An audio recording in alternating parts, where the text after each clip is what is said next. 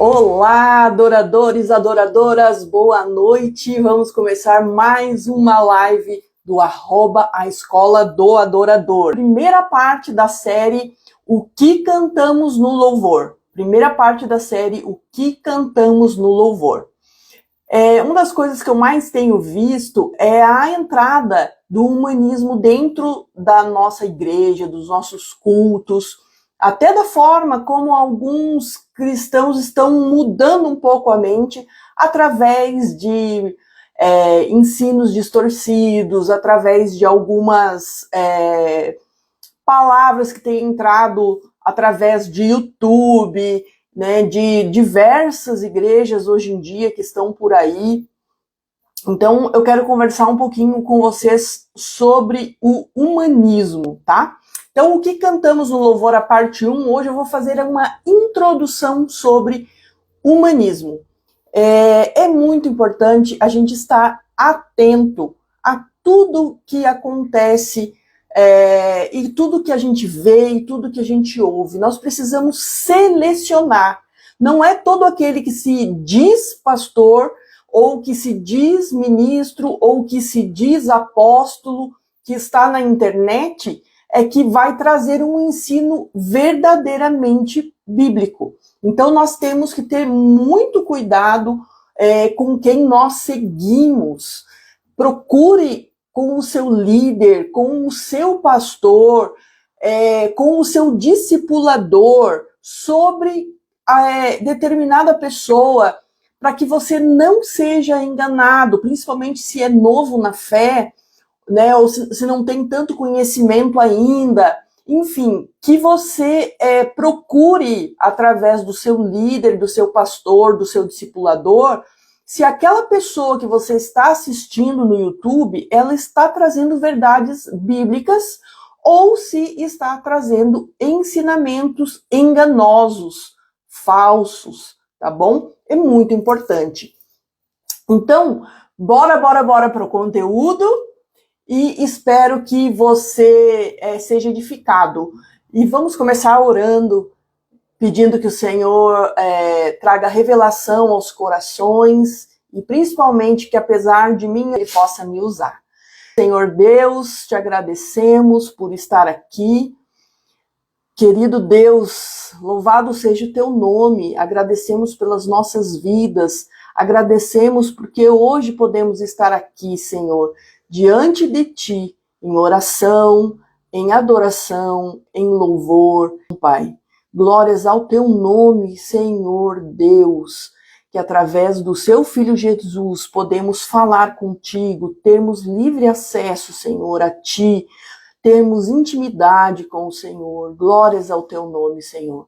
Traz, Senhor, a nós revelação das tuas escrituras, da tua palavra com verdade. Por favor, nos ajuda, Senhor, a compreender as tuas escrituras, para que tudo fique de forma clara e que possamos aprender e colocar dentro do nosso coração aquilo que tu queres, do teu ensino verdadeiro, fique, Senhor, nas nossas mentes e que sejamos obedientes a esse ensino, Pai.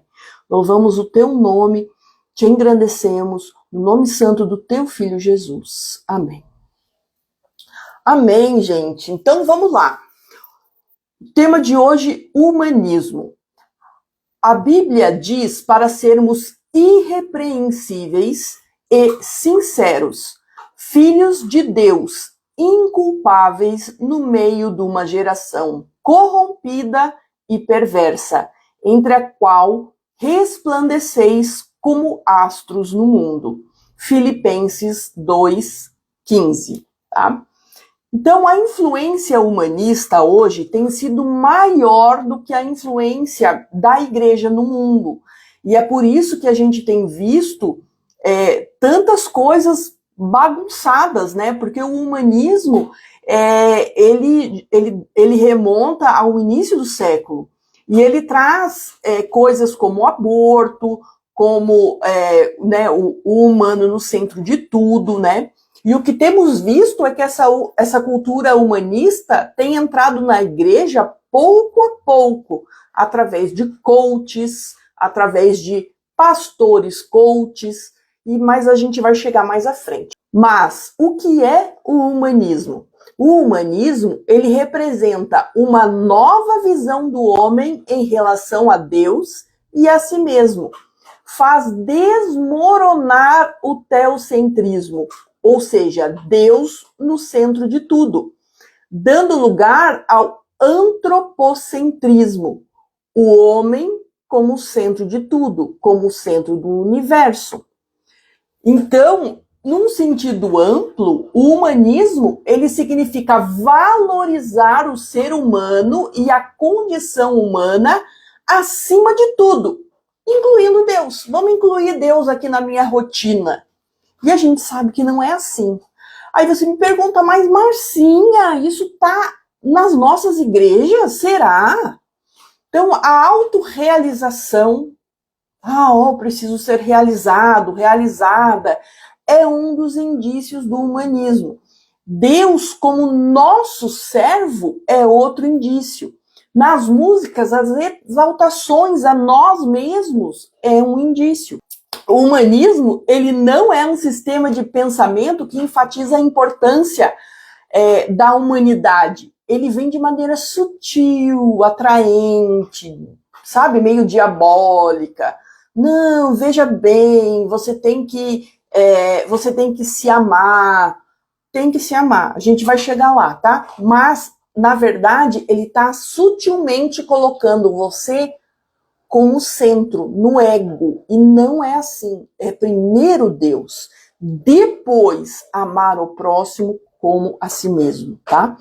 Então, existem manifestos humanistas do início do século e da metade do século que mostram claramente o homem como centro, e incluindo Deus da boca para fora, sem obediência, sem Deus em primeiro lugar, como se Deus ficasse num cantinho da sala e a gente recorresse a ele como um gênio da lâmpada para realizar os nossos desejos, né? Não é assim que funciona.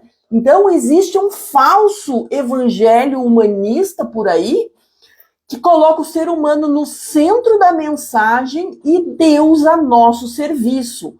Gente, eu vou repetir essa frase porque isso é muito forte.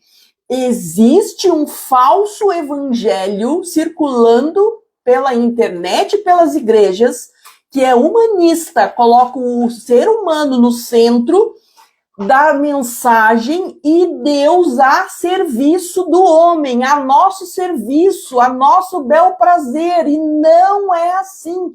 Isso é errado, isso é enganoso, isso é fraudulento, isso é abominável, isso é diabólico, tá? O evangelho, ele não nos coloca acima de Deus para lhe darmos ordens. Nos cultos de muitas igrejas que professam a fé nos nossos dias, é isso que a gente vê. Na internet, 90% é assim, é o gospel antropocêntrico, é o gospel que visa agradar o homem, para que você fique ali, para que você não saia e para que você dê seu dinheirinho no final do mês ou no início do mês. O homem é o centro e os cânticos são eu, os cânticos é para mim, os cânticos é em mim, os cânticos é a mim, os cânticos é me, é tudo assim. E essas mensagens são extremamente errôneas. Esses cânticos são errôneos quando eles estão em si mesmo. Às vezes, nós até podemos cantar uma música ou outra que fale de comunhão dos irmãos, que falem do corpo de Cristo, que falem da noiva de Cristo, que falem, Senhor, eu me rendo, eu me entrego, mas, no entanto, ela não pode ser músicas que falam você é maravilhoso, você é importante, você é isso, você é aquilo. Não, nós somos pecadores, servos inúteis. E nós só estamos aqui pela graça, bondade e misericórdia do Senhor. Tá? E, além disso, essas igrejas e esses gospel antropocêntricos que tem pela internet falam de os 10 passos para a minha felicidade, como você ter prosperidade em 5 passos, ou 10 coisas para a sua saúde, as 7 formas de agradar isso, aquilo. São coisas que colocam o homem como centro, tá? São evidências de que o humanismo entrou nas mensagens, entrou nas pregações, entrou nos cânticos das nossas igrejas. E às vezes é sutil. Às vezes a gente diz assim no Ministério de Louvor: então a música está fazendo tanto sucesso. Daí a gente canta: você tem valor, você é o ouro puro de Ofir. Não, gente. Não. Temos na nossa identidade no Senhor. Devemos ser parecidos e semelhantes com Jesus. Mas nós não somos por nós mesmos um ouro puro. Nossa natureza é caída.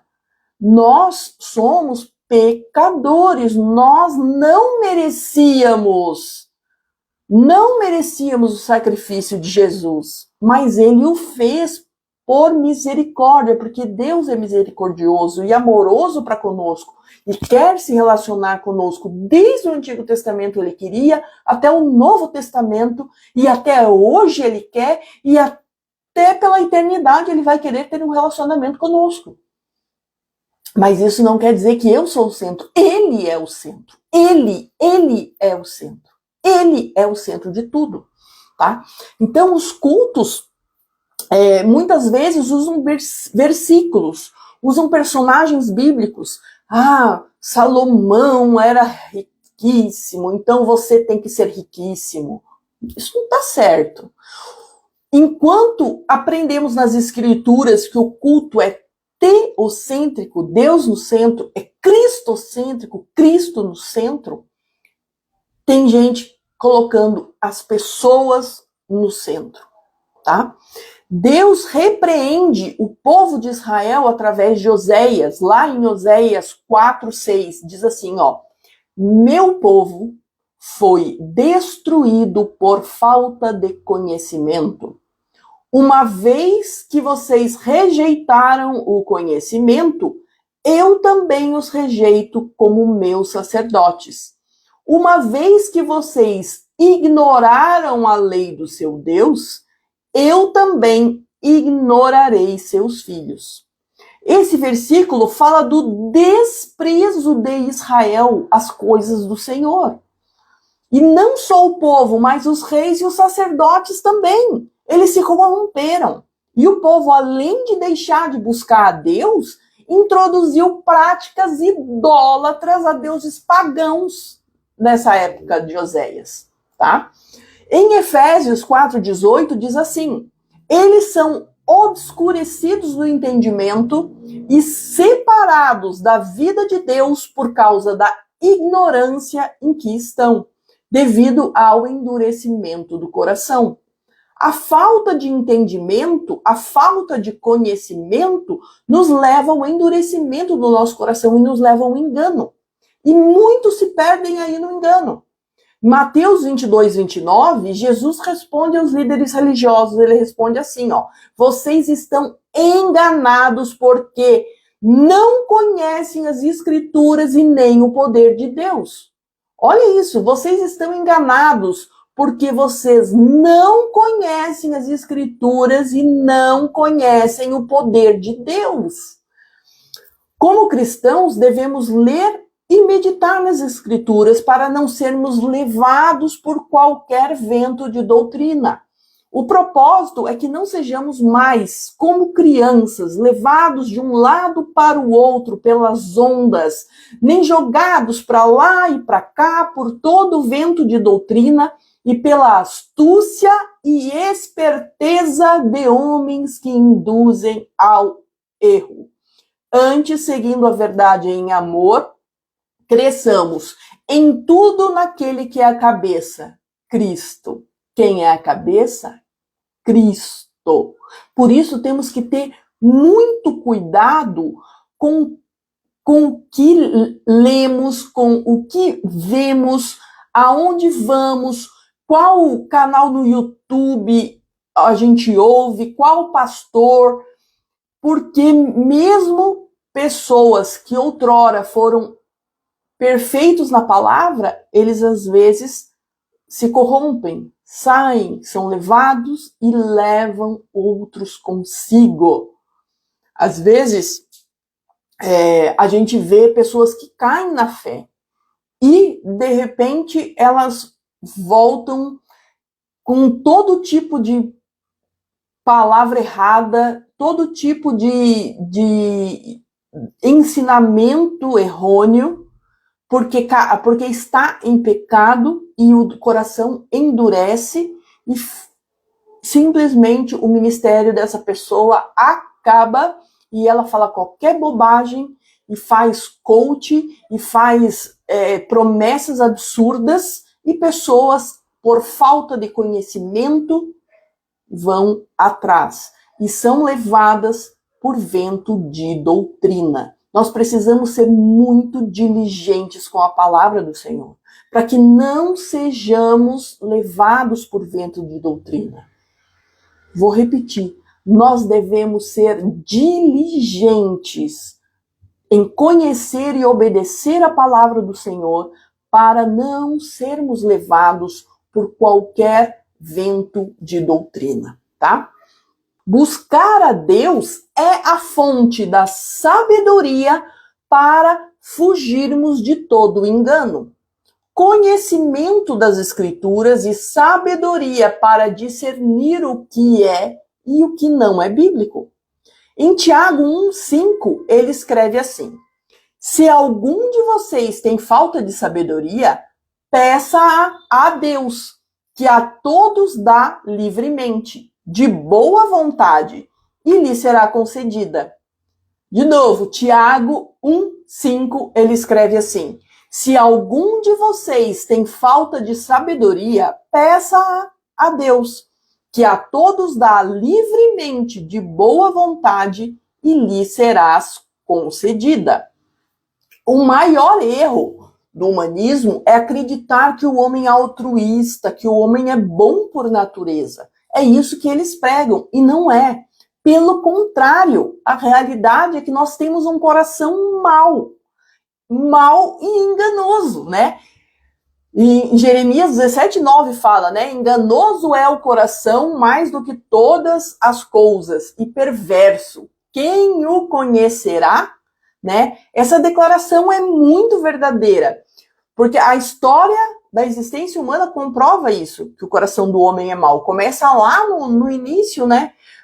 Quando Adão e Eva pecam, depois Caim mata Abel, né? E depois, quando Deus destrói, né, o mundo, coloca Noé na arca, ele disse: não há ninguém que eu possa salvar, né?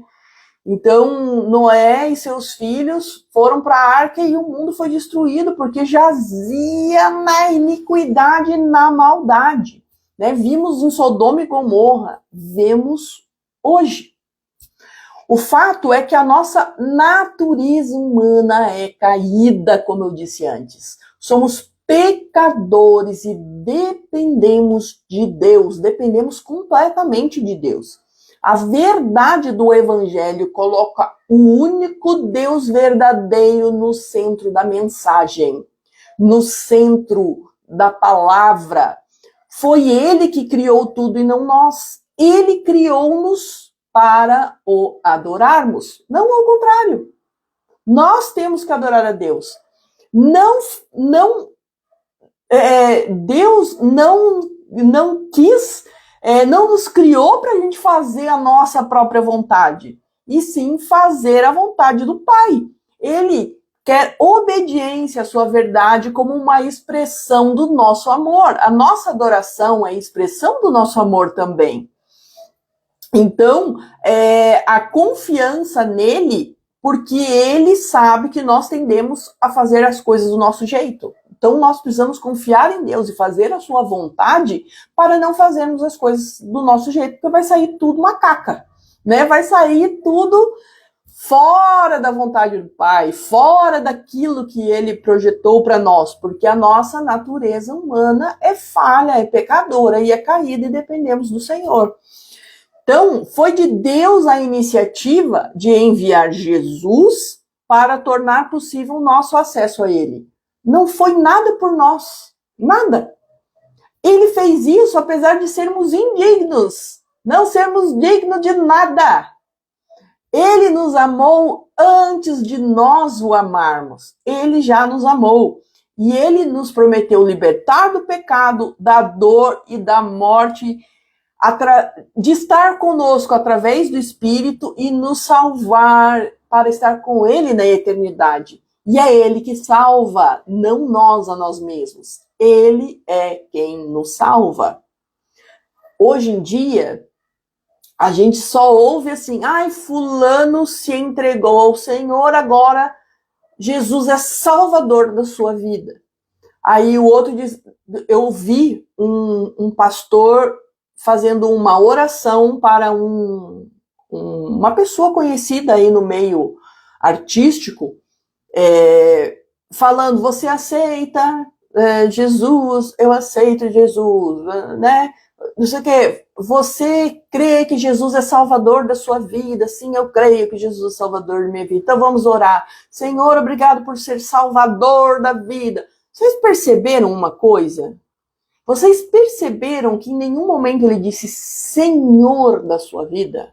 Apenas Salvador. Jesus hoje não é pregado mais como Senhor da sua vida, que você vai temer e obedecer e amar, mas sim é Salvador da sua vida, ou seja, viva a sua vida e Ele vai te salvar. E não é assim, isso é enganoso, isso é errado, isso é absurdo. Deus é Senhor, nós precisamos obedecer ao Senhor. Nós precisamos deixar que Ele seja Senhor, nós precisamos nos render, por isso nós levantamos a mão quando cantamos, em rendição a Deus, porque Ele é Deus, Ele é Pai, Ele é o centro. Por isso, o humanismo e o antropocentrismo estão errados. Isso faz parte do eu antigo, do velho homem, do ego, tá? Então, eu vou te dar alguns exemplos humanistas que estão sendo inseridos na mente do cristão com muita sutileza, tá? Confundir amar ao próximo, tá, com o humanismo, tá? Não, isso não tá certo. A ajuda que a gente deve fazer é humanitária e não do humanismo. Amar ao próximo como a ti mesmo é o segundo mandamento. O primeiro mandamento é amar a Deus mais do que tudo. Então, o amor ao próximo, ele deve estar depois do amor a Deus. E depois do amor até a nós mesmos, né? Amar ao próximo como a ti mesmo. Eu preciso me amar para poder dar amor. Só que nós não podemos confundir isso com nos amar primeiro mais do que a Deus. É primeiro entregar a sua vida a Deus. É colocar Ele no centro das nossas vidas. É colocar Ele como o primeiro, como o mais importante. Deus é o primeiro, depois nós, e amar ao próximo como a nós mesmos. Outra coisa que tem entrado muito através de coaches, pastores coaches, evangelhozinho, aguinha com açúcar, é a prosperidade novamente, só que antigamente era falado de um jeito, hoje em dia é falado de outro jeito. Tá? A gente já passou por um período em que a teologia da prosperidade estava muito em alta, mas isso foi meio que caindo por terra e hoje veio com uma nova proposta humanista. Ele coloca que você precisa destravar a sua mente. Você precisa destravar a sua mente que é próspera, porque você é filho do rei e tudo você já tem. E você só precisa destravar as chaves que vão te dar a prosperidade. Gente, isso é errado. Errado. Paulo fazia tendas para viver. Ele não era dono de uma rede de tendas, da franquia Tendas de Paulinho, tá? Ele dizia que o obreiro é digno do seu salário e mesmo assim ele não queria ser fardo para os irmãos e por isso ele fazia tendas, algo trabalhoso para tirar o seu sustento e não para enriquecer. Na primeira carta, né, de Paulo a Timóteo, tá no capítulo 5, versículo 18, tá aí o endereço para você olhar lá. E digno é o obreiro do seu salário.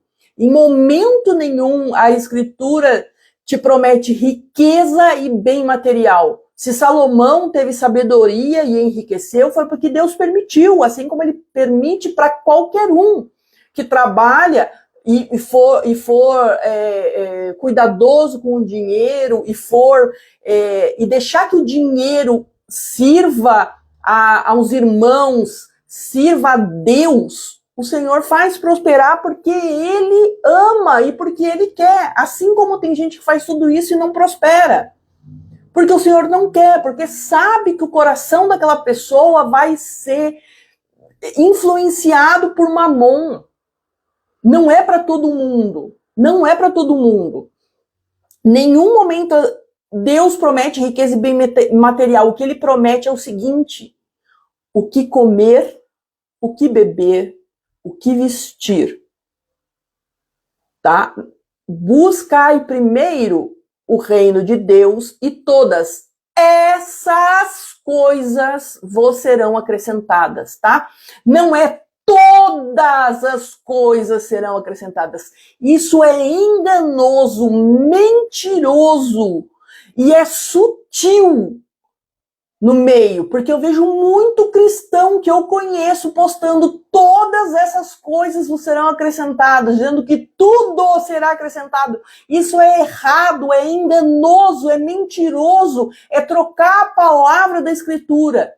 É todas essas coisas vos serão acrescentadas, que está se referindo ao versículo anterior, que diz que Deus vai cuidar do que vamos comer, do que vamos beber e do que vamos vestir, porque Ele veste os lírios dos campos com beleza e glória e muito mais poderá fazer por ti. Tá? E aí, quando a pessoa recebe um dinheiro a mais, enriquece pelo seu trabalho lícito, é porque ele faz muito mais do que pedimos ou pensamos, conforme o seu poder que opera em nós, por livre deliberalidade do Senhor. E porque o nosso coração é generoso, porque o nosso coração não está nas riquezas, está no Senhor. E por isso Ele abençoa e prospera na vida das pessoas, mas isso não é obrigação. Ele não prometeu riqueza. Ele prometeu o que comer, o que beber e o que vestir. E ele não deixa os seus filhos passarem necessidade. Não deixa os seus filhos passarem necessidade. Então, se você prosperar financeiramente, amém. Só cuide para servir a Deus e não a Mamon. O dinheiro lícito, ele é bem-vindo, mas lembre-se de se alegrar com ele e de repartir com os irmãos e com os necessitados. Porque em Atos 2, os irmãos, os discípulos, tinham tudo em comum. E se hoje somos discípulos e nós falamos que somos discípulos, temos que ter tudo em comum. Inclusive, colocar à disposição os nossos bens, colocar à disposição a nossa vida, o nosso tempo. E isso é mais difícil. E isso nem todo mundo quer. É trabalhoso, né? É trabalhoso você doar tempo para o outro. É trabalhoso, é ruim você pôr a mão no bolso e tirar o dinheiro que você trabalhou para dizer, poxa, vou dar dinheiro para ele lá, o dinheiro que eu ganhei. Mas tinham tudo em comum, um discípulo tinha tudo em comum, não era sobre dinheiro. Era sobre amor, era sobre repartir, era sobre estar junto, no mesmo propósito de seguir a Cristo e abençoar as pessoas. Eu não entendo quando um irmão olha o outro que não tem dinheiro para pagar a conta da luz e prefere comer no melhor restaurante e vendo seu irmão não ter um dinheiro para pagar a conta da luz. Se o irmão ele é desordenado, cabe ao líder, ao discipulador e ao pastor ordenar na vida desse irmão. Fazer com que ele seja diligente nessas coisas. Aí é uma outra história. Agora o irmão está desempregado, está negando a Cristo. Então tem que cuidar muito com isso, tá? Então esse evangelho coach da prosperidade é errado. E você ser miserável também é errado. A internet. Reforçar algo que não está na Escritura, que Deus não prometeu. Tá bom? Outra coisa, liberdade sexual. Meu Deus do céu. Que tristeza. Que tristeza. Hoje eu vi um pastor falando para jovens que podia experimentar o sexo para não casar sem aquela faísca, aquela chama. Gente, isso é totalmente humanista, totalmente errado. Ainda não chegou, vai chegar a hora que eles vão falar do aborto. Porque o humanismo, ele é a favor do aborto. Vai chegar a hora, infelizmente, porque estamos chegando no fim dos tempos. Mas vou dizer o que o pastor disse. Que tem que experimentar e ter relações para não casar enganado. O que diz a palavra de Deus sobre isso? Deixará o homem pai e mãe e se unirá à sua mulher. Gênesis 2:24. Tá? Então esse pastor jogou fora 1 Coríntios 6, Efésios 5 e Colossenses 3 e colocou que a fornicação, que é o sexo entre solteiros, fora da lista de pecados da Bíblia. Pura heresia. Aí vai aquele jovem recém-convertido ou aquele jovem que, né, meio descabeçado, vê um pastor falando isso, tá liberado, gente. Tá liberado. E não tá. Além de trazer condenação e morte para si, tá trazendo condenação e morte para o outro ou a outra, né? Isso é triste demais, gente. Como é que isso pode estar entrando nas igrejas? Outra coisa que eu tenho visto muito na internet, e tenho visto pessoas próximas postando, e me chega a reverter o intestino, que é assim, dar ordens a Deus, dizer a Deus assim, Deus, eu não aceito isso na minha vida, isso vai cair por terra porque eu não aceito. Quem é você para aceitar alguma coisa? Querido, querida, adorador e adoradora, quem é você? Quem sou eu para dizer a Deus eu não aceito? Quem somos nós? Deus faz tal coisa. Eu determino isso na minha vida. Eu determino isso na vida, a sua vida. Você não determina nada. Quem determina é Deus. É Deus que determina. Tá circulando um vídeo aí na internet que o pastor diz assim, se você é acordado entre 3 e 5 da manhã, você vai e levanta. Não fica, até aí tudo certo. Vai e levanta, não fica deitado, porque senão você vai dormir de novo. Perfeito. Aí começa. Você vai dizer para Deus, eu não aceito essa luta. Eu não aceito essa guerra. Eu não aceito tal coisa na minha vida. O Senhor tira isso de mim, tira isso de nós. Quem é você? Quem sou eu para levantar no meio da noite e dizer para Deus o que ele deve fazer? O que a gente tem que fazer é dobrar o joelho no chão, colocar o rosto a boca no pó e dizer: Senhor, eu sou indigno. Senhor, eu sou indigna. Tem misericórdia de mim. Faz a tua vontade, não a minha. É isso que a gente tem que fazer. E, gente, Jesus fala assim, ó, que o jugo é suave e que o fardo é leve. Mas é fardo. Isso não quer dizer que a gente não vai ter problema. A gente vai ter problema. Só que a gente tem que colocar aos pés da cruz, colocar aos pés do Senhor, pedir direção a Deus do que melhor fazer, através da vontade dele e não da nossa.